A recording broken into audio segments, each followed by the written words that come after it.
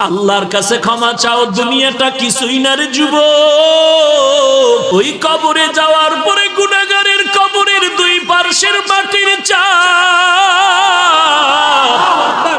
পাজরের হাড় চুরমার হয়ে যাবে। একটা নয়, দুটো নয়, 70 থেকে 99টা সাপের কামড়। কবরের ভিতরে জাহান্নামের আগুন। এরে বান্দা, এখনো কি আল্লাহর রাস্তায় ফিরে আসবি না? আল্লাহ দেখায় দেয় দুনিয়ার বিল্ডিং এর আগুনে কত যুবকের লাশ, আর চিৎকারের আওয়াজ, বাঁচাও বাঁচাও। একটু চিন্তা করে দেখ, যখন আগুন লাগছিল শরীরের মধ্যে তখন ওদের কেমন লাগছিল, অবস্থাটা কেমন হয়েছিল। ওরা যখন আগুনের মধ্যে সবাই জানালা দিয়ে হাত দিয়ে কয়, কে আছো, আমাদের বাঁচাও। আমাদের ডানে আগুন, বামে আগুন, চতুর্দিকে আগুন।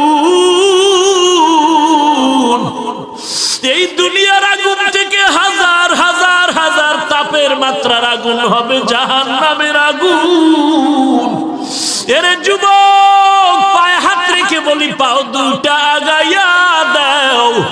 আমি তোর পায়ে ধরে বলি, আর গুনাহ করিস না রে যুবক, আর গুনার পথে যাইও না।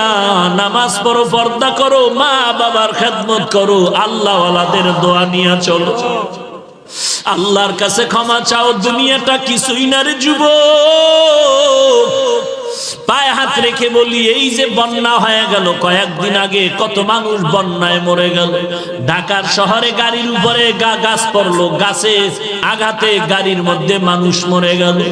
এরে বান্দা, এখান থেকে ঘরে যাওয়ার কোনো গ্যারান্টি নাই।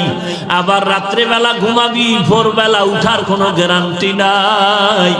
পায়ে হাত রেখে বলি, রে বাবা, তোর মতো যুবক স্কুলে পড়ে নামাজ ছাড়ে না, তুমি কেন পারবা না? তোমার মতো যুবক চাকরি করে নামাজ ছাড়ে না, তুমি কেন পারবা না? কিসের বাহাদুরি করো? কিছুই না।